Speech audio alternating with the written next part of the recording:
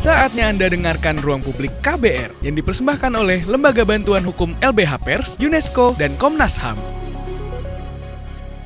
Kembali dalam Ruang Publik KBR bersama saya Deborah Tania yang dipersembahkan oleh Lembaga Bantuan Hukum Pers LBH Pers, UNESCO, dan juga Komnas HAM. Tema pagi hari ini kick-off seminar jurnalisme di bawah kepungan atau tekanan digital.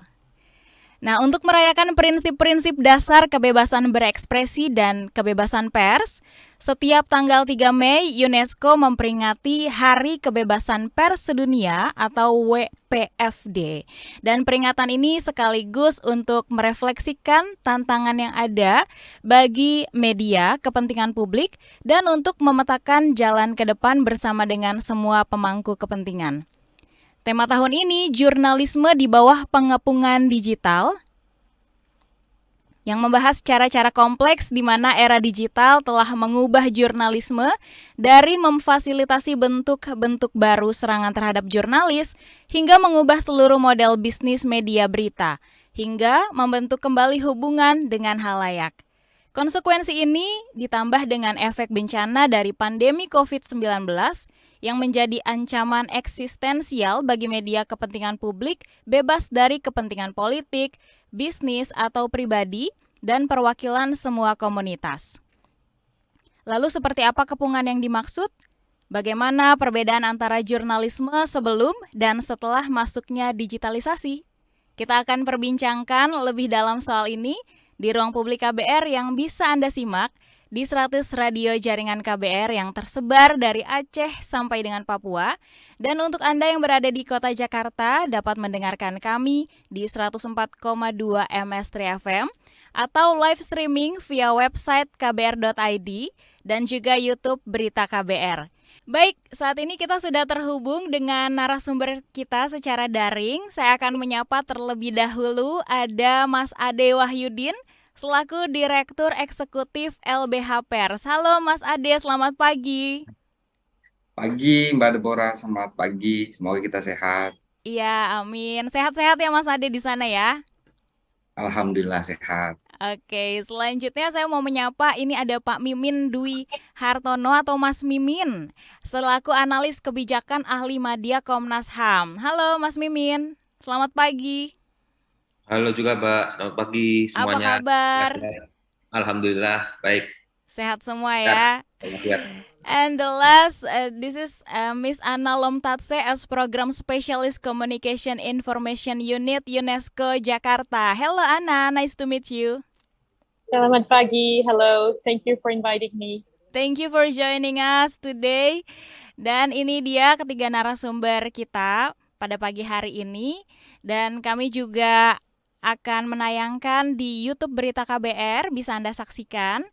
Dan pertama-tama kita mau ngobrol dulu nih sama Mas Mimin Dwi Hartono.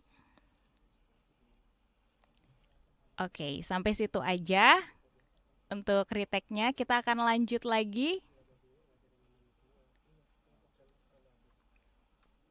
Kita akan lanjut untuk pertanyaan.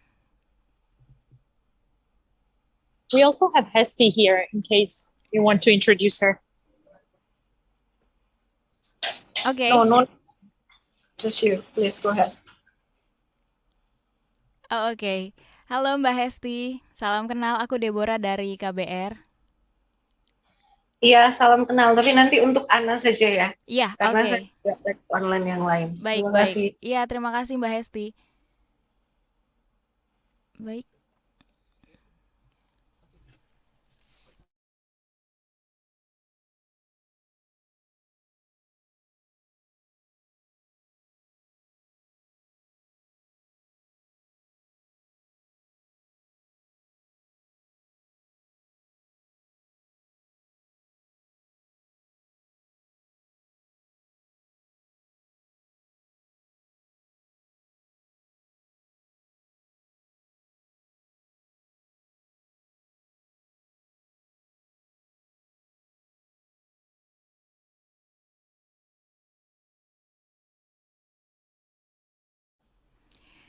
Oke, sekarang kita ke Mas Ade nih dari LBH Pers. Mas Ade, di era digital seperti saat ini kan orang dengan mudahnya mendapatkan berita dari berbagai platform ya. Bagaimana LBH Pers melihat fenomena ini dan apa saja dampak positif negatifnya dari era digital saat ini dikaitkan dengan kebebasan pers? Silakan Mas Ade. Oke, ya terima kasih Mbak Deborah. Saya pertama-tama mau mengklarifikasi terkait dengan berita. Apakah yang dimaksud informasi atau berita? Karena berita itu adalah news yang memang mempunyai kode etik, dan informasi itu ya informasi, sekedar informasi yang publik sampaikan. Kalau yang ditanya adalah informasi di berbagai media sosial, tentu itu adalah hak setiap warga negara yang dijamin di dalam undang-undang.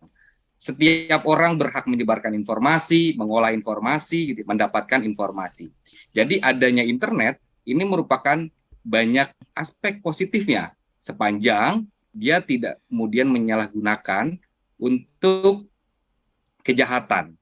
Yang kita tidak pungkiri juga banyak negatif, ya. Misalkan perjudian ataupun misinformasi, disinformasi, yang sebenarnya tugas jurnalisme ada di sana. Bagaimana mengakurasi, mengkonfirmasi misinformasi dan disinformasi. Sehingga saya pikir di sini fungsi jurnalisme sangat penting. Oke, baik, untuk dampak positif negatifnya dari era digital saat ini, kalau kita kaitkan dengan pers seperti apa nih Mas? Ya, terkait dengan pers tentu ini menjadi tantangan yang cukup besar karena pers bukan hanya penyebar informasi jadinya, dia harus mengakurasi informasi yang berada di media sosial, gitu ya. Jadi informasinya harus benar-benar terkualifikasi dan terakurasi, bukan hanya informasi yang sebatas menyebarkan informasi yang masyarakat bisa sebarkan. Di sanalah saya pikir bagaimana dampak terhadap pers yang dia harus dan atau ditantang lebih berkualitas dibandingkan dengan penyebar informasi yang pada umumnya. Saya pikir di sana fungsi yang cukup besar dan tantangan yang cukup besar bagi kita semua. Ya, lalu untuk perbedaannya antara jurnalisme sebelum dan setelah masuknya digitalisasi, menurut Anda seperti apa, Mas Ade? Ya, perbedaannya adalah informasi yang biasa dahulu itu didapatkan dengan ekstra gitu ya, menyambangi narasumber dan lain-lain. Kini informasi hanya didapatkan dengan mudah, misalkan, dengan hanya memantau akun media sosial pejabat publik gitu ya, atau kemudian akun media sosial lembaga pemerintahan. Jurnalis bisa hanya berada di depan komputer, kemudian memantau perkembangan konferensi pers secara online. Itu kemudian yang titik positif yang membedakan antara jurnalisme konvensional dengan jurnalisme saat ini. Namun konfirmasi tetap dibutuhkan, gitu. Sehingga meskipun semua serba tersedia di dalam platform online, konfirmasi secara langsung kepada yang bersangkutan itu masih penting dan itu menjadi kebutuhan secara kode etik jurnalistik. Okay, let's move to Anna from UNESCO. First of all, Anna, can you explain what is meant by a digital siege? Thank you. I have to apologize for speaking in English. I have not yet mastered Bahasa Indonesia, so apologies for that. And thank you again for this opportunity. I would also like to thank Komnas HAM and LBH Pers for partnering with us for this World Press Freedom Day celebration. So indeed, every year we have a different theme, and this year the theme is journalism under digital siege. Siege really has, in a way, a negative connotation, and of course we recognize that there is a lot of positive impacts from digital transformation, and I think this Ade and Pamimin also spoke about this. Different the digital transformation has enabled a new way for the media to connect with their audiences, for people to have more agency in the production of content, in their relationship with the media. But as part of the World Press Freedom Conference, we would like to highlight some aspects in which this digital technologies have, for example, facilitated harassment against journalists, such as doxing, targeted surveillance, hacking, ways in which the digital technologies and platforms have completely upended business models of media, and have caused a real crisis in the economy of news media, especially in the context of the pandemic, which has led to closure of many jobs and even areas that are now referred to as news deserts. And then finally, we would like to, at the conference, to discuss the ways in which we are faced with the new reality with social media, with the massive spread of disinformation and hate speech, and how, these can be mitigated with measures that, limit the spread of disinformation and hate speech, but at the same time respect international standards of freedom of expression. So we will be discussing these three aspects of the digital siege: balancing act between freedom of expression and harmful content, media sustainability, and then new tools to monitor and counter harassment against journalists. Okay. Thank you. Okay, thank you Ana. But we have to break for a while. Ya, saudara, kita akan lanjutkan kembali Ruang Publik KBR setelah jeda. Ingat, siaran ini juga bisa Anda dengarkan secara utuh melalui podcast kbrprime.id, pilih Ruang Publik. Masih Anda dengarkan Ruang Publik KBR yang dipersembahkan oleh Lembaga Bantuan Hukum LBH Pers, UNESCO, dan Komnas HAM.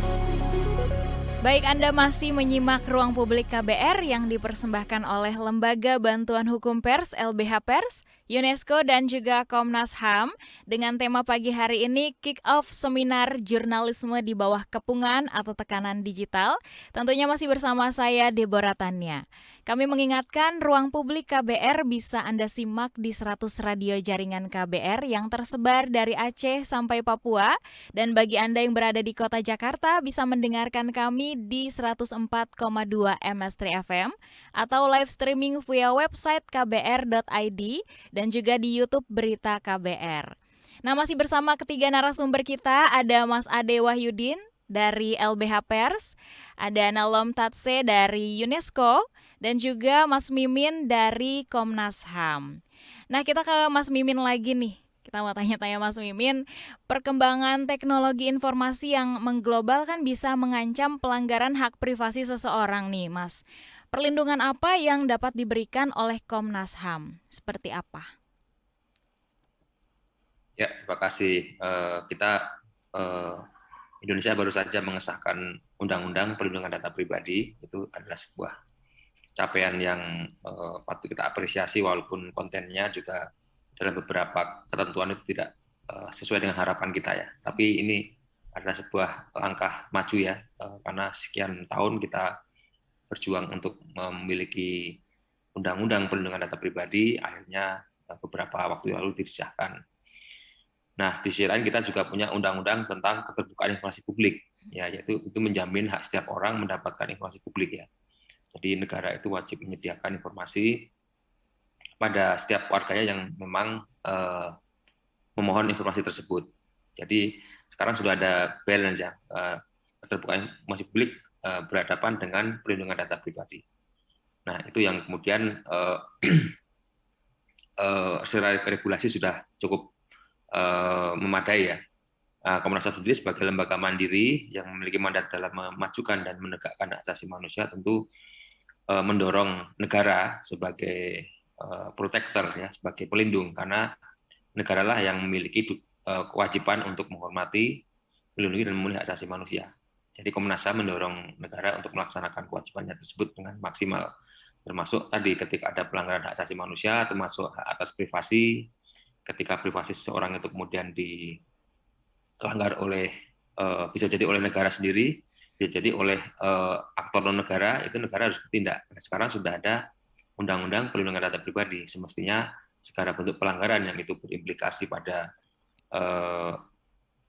terbukanya atau terlanggarnya hak privasi itu harus direspon oleh negara secara memadai ya. Nah, itu. Dan Komnas HAM sendiri juga kita memiliki mandat untuk menerima segala bentuk pengaduan dugaan pelanggaran hak asasi manusia. Nah, tentu berangkat dari data pengaduan masyarakat tersebutlah kemudian Komnas HAM bisa melakukan langkah-langkah, misalnya pemanggilan, juga melakukan pemantauan, termasuk melakukan observasi, pengamatan terhadap situasi hak asasi manusia.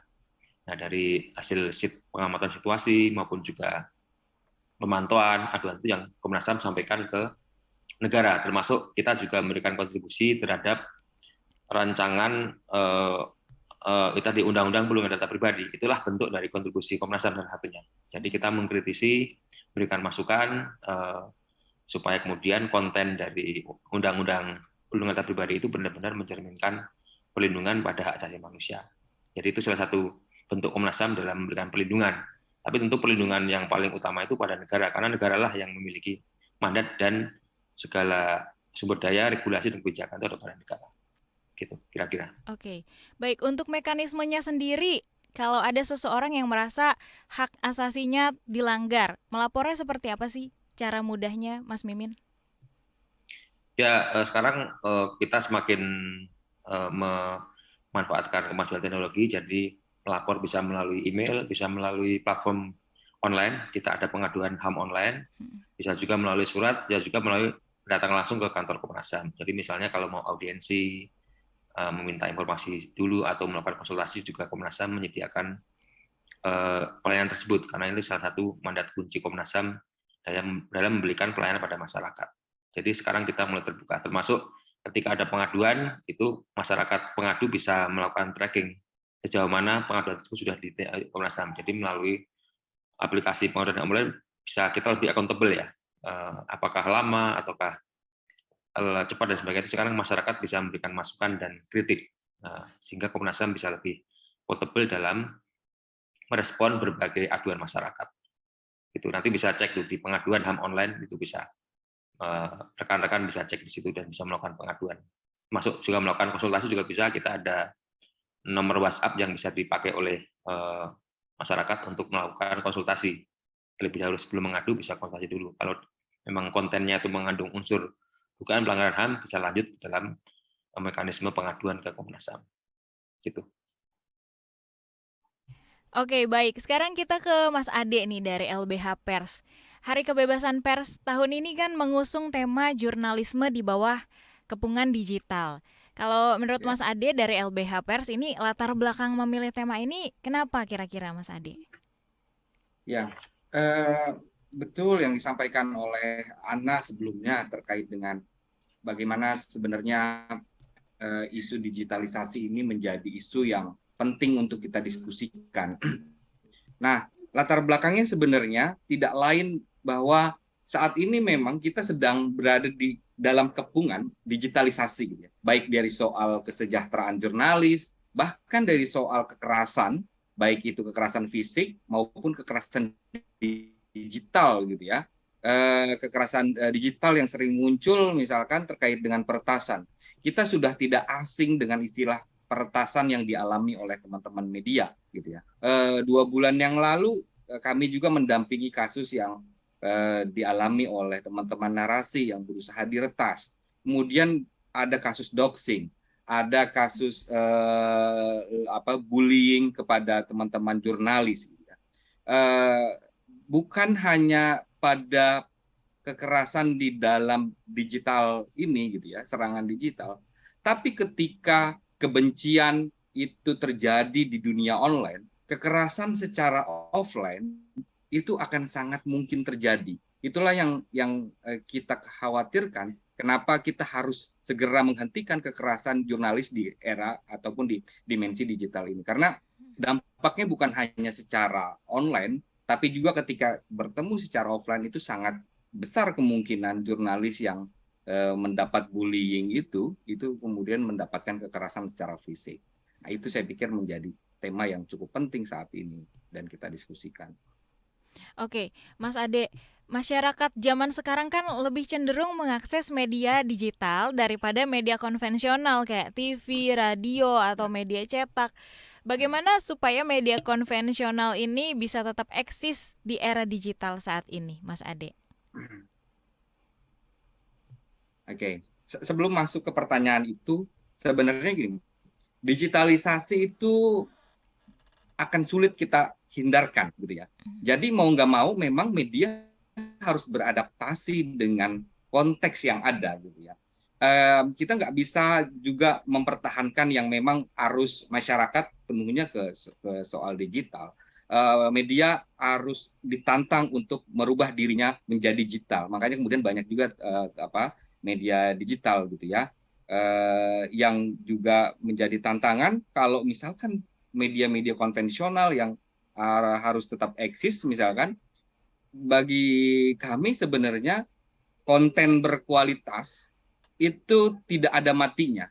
Mau itu dalam platform digital ataupun misalkan dalam cetak gitu ya, televisi, ketika misalkan itu kontennya konten berkualitas, jurnalisme investigasi, jurnalisme data gitu ya, yang dimana itu tidak bisa dilakukan oleh sembarang orang, dimanapun itu platformnya, itu tetap dibutuhkan oleh masyarakat gitu ya. Sehingga titik tekannya adalah bukan bagaimana mempertahankan media konvensional ini tetap eksis, tapi bagaimana kita menjaga jurnalisme berkualitas tetap eksis. Jurnalismenya yang kemudian harus kita jaga agar ini tetap hidup di digital dan konvensional. Gitu. Okay, next we wanna ask Anna. Hello Anna, can you hear me? Okay. Yes. Okay, Anna, how does UNESCO see journalism in today's digital era? Oh, thank you for this very vast and complicated question. How does UNESCO see journalism in the digital era? Yes, we see the digital era is very complex. Obviously, it provides both opportunities and challenges. Some of the challenges I mentioned, we will be discussing it at the conference. Transformation in business models, the fact that all of the advertising revenues now go to social media platforms, growing mistrust of the public in mainstream media and disengagement from news. So journalists, or rather senior news executives, really need to invest in growing a loyal base of audience so that they can survive, even in branding, to show how they're different from other media, as there is so much competition from not just among media outlets, but also citizen journalists, content creators, all kinds of actors. And then the third, of course, yes, online and offline harassment. It is very difficult to regulate content online, and there's a big risk to undermine freedom of expression. And I think this is a big challenge for journalism in the digital era, and for governments, how to regulate without endangering journalism, without endangering freedom of expression. But again, digital era offers great opportunities for media to collaborate cross-border, engage in large investigations cross-border. Panama Papers is one great example. Digital tools allow media to analyze large data in short amount of time, and engage in partnerships. Also just to engage with the audience differently, right? Okay. Yeah, thank you. Okay, Anna, thank you, but we have to break for a while again. Mas Ade, Mas Mimin, kita akan kembali lagi setelah jeda. Saudara Ruang Publik KBR, bisa Anda simak juga di podcast kbrprime.id, pilih Ruang Publik. Masih Anda dengarkan Ruang Publik KBR yang dipersembahkan oleh Lembaga Bantuan Hukum LBH Pers, UNESCO, dan Komnas HAM.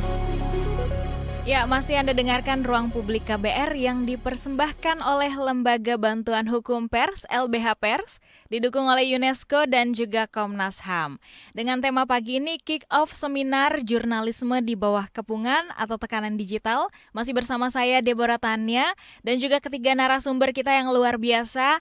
Ada Mas Ade Wahyudin selaku Direktur Eksekutif LBH Pers. Ada juga Anna Lomtatse selaku Program Spesialis Communication Information Unit UNESCO. Dan ada Mas Mimin Dwi Hartono selaku analis kebijakan ahli Madya Komnas HAM. Dan kami mengingatkan juga ruang publik KBR ini bisa Anda simak di 100 radio jaringan KBR seluruh Indonesia yang tersebar dari Aceh sampai Papua. Dan juga bagi Anda yang berada di kota Jakarta bisa mendengarkan kami di 104,2 MS3 FM atau live streaming via website kbr.id dan juga YouTube Berita KBR. Nah, kita ke Mas Ade lagi nih. Mas Ade, kita kan sangat familiar akhir-akhir ini ya dengan istilah konten di era digital apalagi ya. Gimana sih jurnalis bisa memiliki ciri khasnya sendiri dalam membuat konten berita, Mas Ade? Ya, perbedaan antara informasi yang disediakan oleh masyarakat umum dengan jurnalis ataupun media adalah kepatuhan terhadap kode etik jurnalistik. Jadi mudah saja melihat apakah ini informasi umum ataukah ini sebuah karya jurnalistik. Kita tinggal lihat misalkan dari terkait dengan keberimbangannya, gitu ya. Kita bisa lihat dari tata kelola bahasanya. Kemudian juga kita bisa melihat siapa yang bertanggung jawab atas informasi yang disebarkan, penulisnya, kemudian publikasi pemberitaannya di mana, gitu ya. Sehingga publik, masyarakat bisa melihat informasi mana yang ini bisa dijadikan sebagai sumber informasi yang akurat. Keakuratan itu menjadi hal yang penting dan membedakan antara informasi umum dengan informasi jurnalistik, gitu ya. Ketika informasi jurnalistik diterima oleh publik, artinya seharusnya informasi itu sudah akurat dan sudah bisa dijadikan dasar oleh masyarakat untuk sebuah kepercayaan dia, gitu ya, terkait dengan informasi. Karena kalau informasi biasa, informasi umum, itu kan nggak ada penanggung jawabnya tuh, hanya penyebar saja. Sedangkan kalau karya jurnalistik, dia ada mekanisme kode etik jurnalistik yang dia mengawasi setiap tindakan jurnalis dalam melakukan kerja jurnalistik. Saya pikir itu yang menjadi ciri khasnya. Nah, lalu bagaimana LBH Pers melihat sekarang ini banyak fenomena jurnalis independen ya, yang tidak terikat dengan suatu perusahaan. Bagaimana sih prospeknya ke depan di Indonesia untuk para jurnalis independen ini, Mas Ade? Ya, ini betul sekali dan kami rasakan ketika cukup banyak datang ke LBH Pers untuk meminta bantuan hukum, di mana memang jurnalis ini bisa dikatakan freelance, gitu ya. Dia bekerja di berbagai media, dia berdiri atas individunya sebagai jurnalis dengan kualitasnya, gitu. Tapi memang tantangannya adalah regulasi yang ada di Indonesia, khususnya undang-undang pers. Dia tidak memisahkan antara perusahaan pers dengan wartawannya. Sehingga ketika yang dianggap sebagai perusahaan pers, yang dianggap sebagai pers, dia dilihatnya sebagai bentuk sebuah lembaga.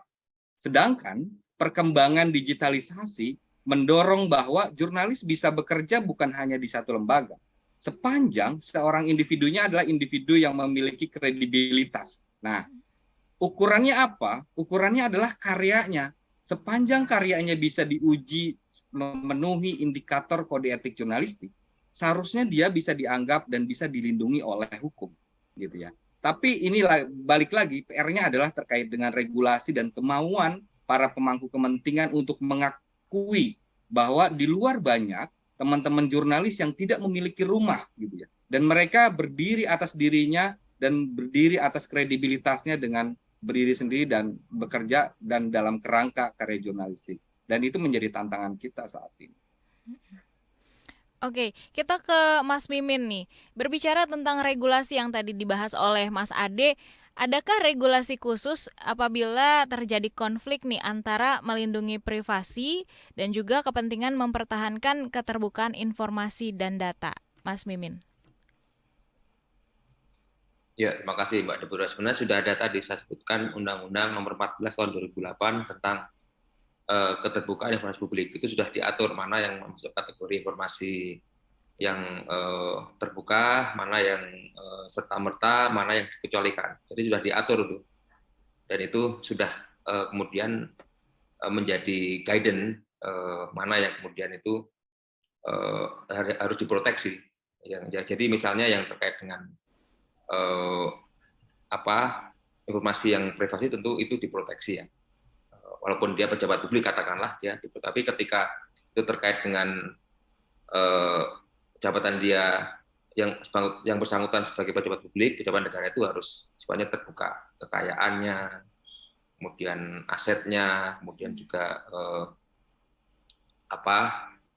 rekod selama ini dan sebagainya. Jadi itu sudah diatur di situ. Jadi mekanismenya bisa melakukan permohonan ke instansi yang terkait, kemudian instansi terkait akan merespon tersebut. Kalau itu kemudian masuk dalam kategori informasi yang terbuka ya harus disediakan dan disampaikan ke pemohon yang bersangkutan.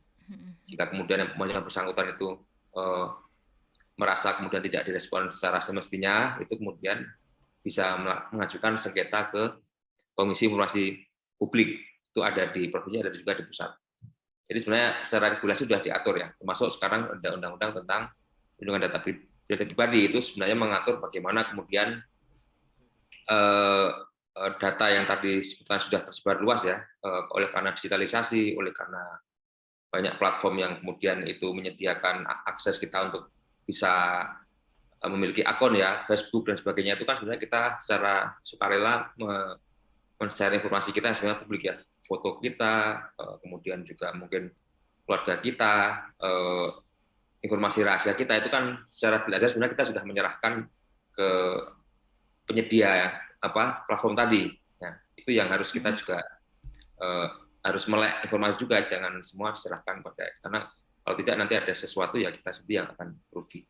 Termasuk tadi di Undang-Undang Perlindungan Data Pribadi bisa diatur kalau kemudian penyedia informasi itu kemudian atau penyedia data atau pengguna data itu melanggar privasi seseorang, itu bisa kemudian dimintai pertanggungjawaban secara perdata dan pidana. Jadi itu sebenarnya sudah diatur. Hanya kemudian memang sekarang perlu sosialisasi, dan ini baru disahkan beberapa bulan lalu, perlu sosialisasi ke masyarakat sehingga masyarakat juga lebih teredukasi mana-mana ranah pribadi, mana-mana ranah publik dan sebagainya.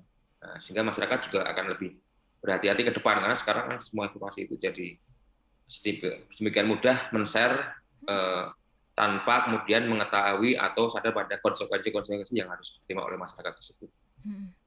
Jadi itu perlu sosialisasi, perlu edukasi. Jadilah peran dari jurnalis juga penting di situ. Bagaimana jurnalis dengan berbagai platform yang ada itu juga memberikan informasi pada masyarakat, menjadi kanal-kanal penting bagi masyarakat untuk memperoleh hak atas informasinya.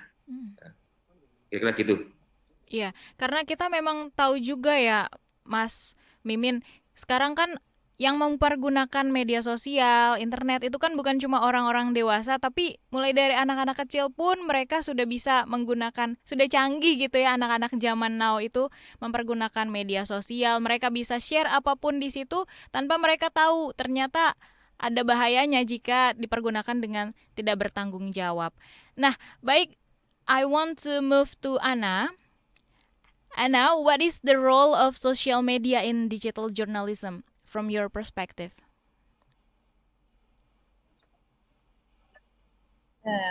Thank you for this question. What is the role of social media for digital journalism? Yes. It's a complex role. I mean, on the one hand, social media is an outlet for digital media to find new audiences, especially younger ones who don't necessarily engage in mainstream media, don't watch TV, don't read newspapers. So it is a way to diversify audience. Ideally, it should be a way to find new revenue streams, but as we know, this is very complicated. Also, social media presents obviously a threat in terms of the massive spread of disinformation, hate speech, harmful content. So in that way, that is really a challenge. And then coupled with disinformation is this threat of buzzers and bots, concerted efforts to both spread, fake news, but also, again, harass journalists, attack media, and basically make some of the media articles or pages completely disappear.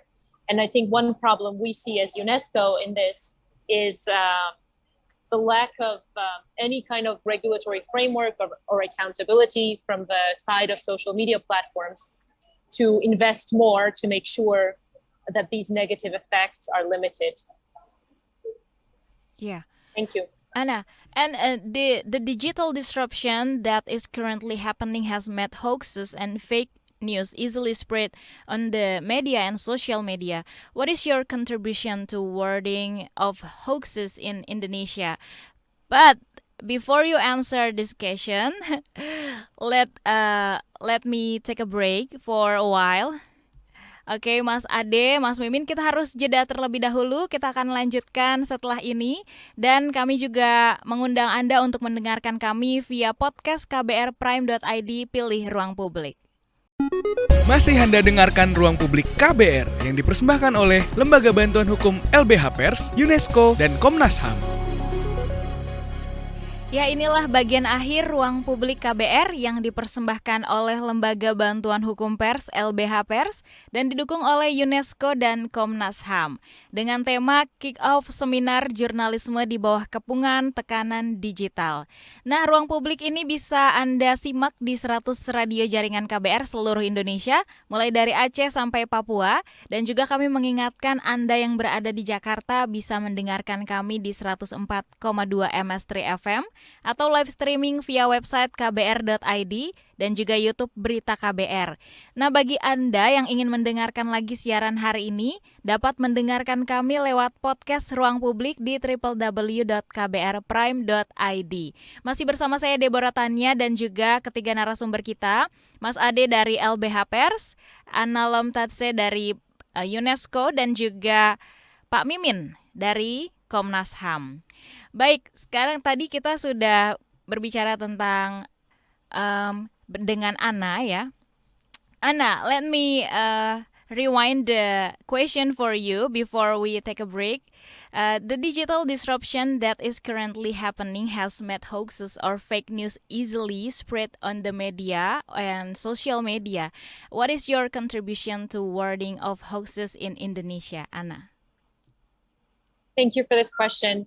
Our main contribution is through a project called Social Media for Peace, which is funded by the European Union. We started this project in 2021, and the overall goal is to, on the one hand, understand the impact and scale of harmful content such as disinformation, hate speech spread in Indonesia, to try to limit the spread and to facilitate peace-building narratives on social media and using digital tools in general. So what we did was, first, we partnered with Article 19 and Center for Digital Society at University Gadjah Mada to commission research.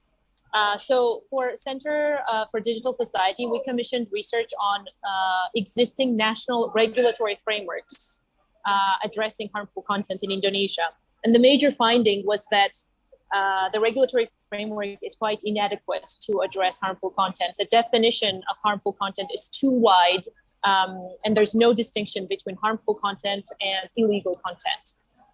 And so many acts on social media can easily be criminalized, undermining international standards on freedom of expression. Then to Article 19, we commissioned research to understand the use and dynamics on social media. And we found that there is lack of investment from social media to moderate content in languages other than English. The appeal mechanisms of content moderation, for example, when content gets taken down illegitimately, it's not effective, and many civil society organizations feel that they have a power imbalance with social media platforms and feel powerless. And in general, there's a lack of transparency about content moderation practices, the number of human content moderators, etc. And moving forward, we are working to set up something called a multi-stakeholder national coalition on freedom of expression and content moderation.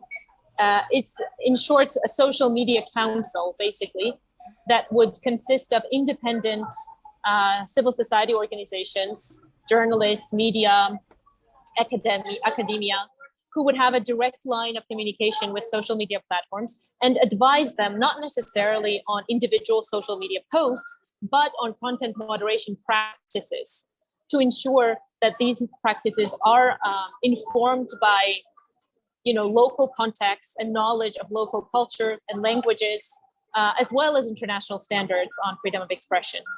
And we're currently in discussions with a dozen organizations who are to determine the mission and the vision and activities of this coalition moving forward. And we very much hope to get the buy-in from social media platforms as well, to work with these organizations and open access to them. I think this will be crucial ahead of the 2024 elections to have some concrete actions to counter hate speech and disinformation. And then lastly, as part of this project, we have also worked with Mafindo to train about 20 NGOs on peace building, fact checking. We also organized with them a youth competition where over 200 people from, I believe, around 20 provinces participated. Actually, one of the winners was from Papua.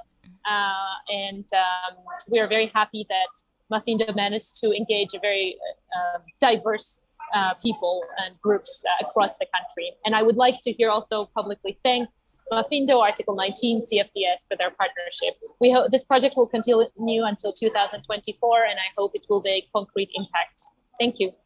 Okay, Ana, since this is the last segment from Ruang Publik, last question for you: what is your hope and message for all older journalists in today's digital era, Ana?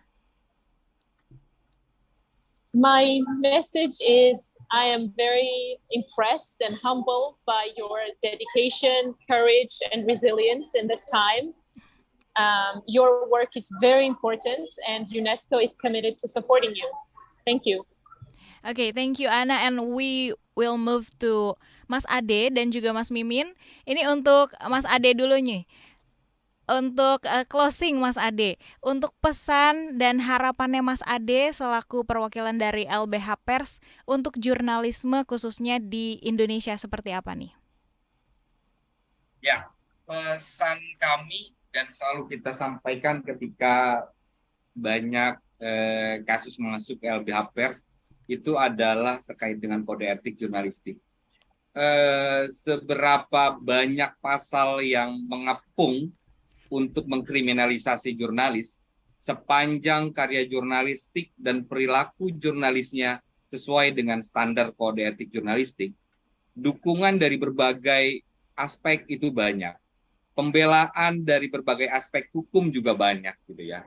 Jadi meskipun banyak ancaman di luar, gitu, jangan takut untuk bekerja jurnalistik secara yakin, percaya diri dan kredibel gitu ya, karena dengan kode etik itu menjadi daya kebal seorang jurnalis dalam melaksanakan tugas-tugasnya. Tentu ini juga akan menambah kepercayaan publik terhadap media, kepercayaan publik terhadap jurnalis untuk mengeluarkan informasi-informasi yang berkualitas. Itu Mbak Deborah. Terima kasih. Nah, untuk Mas Ade, masih untuk Mas Ade, apa sih yang ingin Mas Ade sampaikan kepada pemerintah terkait regulasi nih yang berkaitan dengan pers? Ya, terkait dengan regulasi, ini kebetulan saat ini akan disahkannya RKUHP, yang dimana di dalam RKUHP cukup banyak pasal yang berpotensi menghambat kerja jurnalistik, dari defamation, kemudian contempt of court, dan berbagai pasal lainnya di dalam RKUHP. Sehingga dorongannya adalah pasal-pasal ini jangan sampai disahkan karena dia berpotensi menghambat kebebasan pers, yang sebenarnya kebebasan pers merupakan bagian dari hak asasi manusia gitu ya. Dan ketika jurnalisnya akan dihambat, kebebasan pers dihambat, tentu cermin demokrasi di Indonesia juga akan retak gitu ya. Karena ketika kita ingin melihat sebuah negara itu adalah negara demokrasi, kita tinggal melihat apakah pers di dalamnya bebas atau tidak. Ketika persnya terhambat, ketika persnya banyak kekerasan, banyak kriminalisasi, tentu kita mempertanyakan sebuah negara itu adalah negara demokrasi. Mungkin itu pesan dari kami. Terima kasih. Nah, terima kasih Mas Ade. Terakhir untuk Mas Mimin. Untuk pesannya dari Mas Mimin kepada rekan-rekan jurnalis di tengah kepungan digital saat ini seperti apa nih Mas Mimin? Ya, terima kasih. Tentu peran jurnalis sangat penting ya. Pertama penting di era digital karena informasi banyak, tapi informasi yang berkualitas itu sedikit sekali. Nah, itulah pentingnya jurnalis menjadi tiang penyangga informasi yang berkualitas, informasi yang kredibel, dan informasi yang memenuhi prinsip hak asasi manusia, non-diskriminasi, tidak menyebarkan berita bohong, kemudian juga jurnalisme yang presisi dan berpihak pada mereka yang marginal dan rentan. Jadi, pers adalah tiang penyangga dari demokrasi, dan pers adalah salah satu penyambung lidah rakyat sebenarnya. Jadi tanpa pers yang bebas, tanpa pers yang independen, tapi juga kredibel, maka tidak ada negara yang tidak ada namanya demokrasi di bawah negara tersebut. Jadi tentu Komnas HAM mendukung dan mendorong serta teguh untuk menegakkan press freedom, kemerdekaan press, sehingga press itu benar-benar menjadi agen perubahan dan juga menjadi lokomotif bagi pemajuan dan penegakan hak asasi manusia. Saya kira itu dari kami. Terima kasih. Ya, baik. Terima kasih untuk closing statement-nya dari Mas Mimin. Nah, kami juga mengingatkan buat Anda, saudara, jangan lupa untuk menyaksikan rangkaian acara dalam rangka memperingati Hari HAM dengan tema Journalism Under Digital Siege, serta memperingati Hari Kebebasan Pers Sedunia di hari Jumat ini, tanggal 9 Desember 2022, Jumat minggu depan ya maksud saya, di Perpustakaan Nasional atau melalui YouTube Berita KBR. Dan terima kasih sekali untuk Mas Ade, Mas Mimin atas waktunya sudah bergabung dengan kami. And also Anna, I would like to thank you for your time joining us today. Terima kasih. Terima kasih Anna. Dan saudara, karena waktu kita terbatas, saya harus undur diri mengakhiri perbincangan ini. Terima kasih sudah bersama-sama dengan kami di Ruang Publik KBR. Saya Deborah Tanya undur diri. Salam. Baru saja Anda dengarkan Ruang Publik KBR yang dipersembahkan oleh Lembaga Bantuan Hukum LBH Pers, UNESCO, dan Komnas HAM.